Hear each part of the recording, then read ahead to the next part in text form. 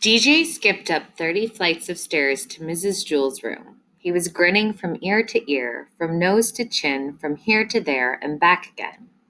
"Hey, DJ," Todd shouted. "Glad to see you." Todd was a pushover for smiling faces. Mrs. Jules heard him. She began to write Todd's name on the board under discipline. But when she saw DJ's smile, she put down the chalk.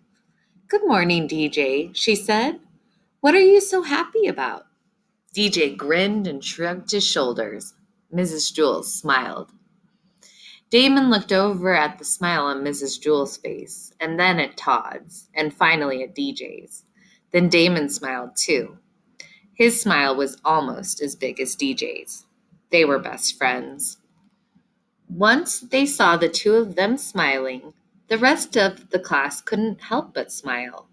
Rondi had a very cute one, due to her two missing front teeth. Nobody had an ugly smile. Jason came to school late. He was very upset. But the first thing he saw was Damon's smile, and he felt a little bit better. Then he saw Rondi's toothless grin, and he even began to smile a little himself. But when he saw the piano on DJ's face, he fell laughing on the floor.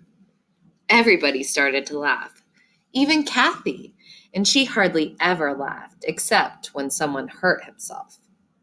The whole room seemed to be laughing, not just the people in it. The blackboard chuckled, the ceiling snickered, the desks were jumping up and down, the chairs were slapping one another on the back. The floor was very ticklish. It laughed until the walls turned purple.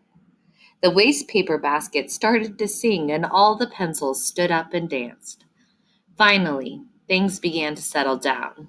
Mrs. Jules wiped her eyes and said, "DJ, why don't you tell the class why you are so happy?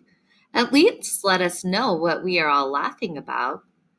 But DJ just kept on smiling. "Aw, come on, DJ," said Dee Dee. "Tell us." DJ didn't say a word. He couldn't. His mouth was stretched out of shape. "Let us guess," said Ron. "If we guess right, will you tell us?" DJ nodded his head. His smile began to hurt his ears. Everyone took one guess. "Have you been swimming? Is it your birthday? Are you in love? Did you get a green ball?" Nobody guessed right.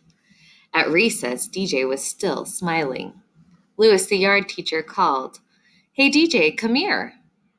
They walked to the far corner of the playground where they were alone. "What's up, DJ?" DJ just smiled. "Come on, DJ, you can tell me. Why are you so happy?" DJ looked up at him. He said, "You need a reason to be sad. You don't need a reason to be happy."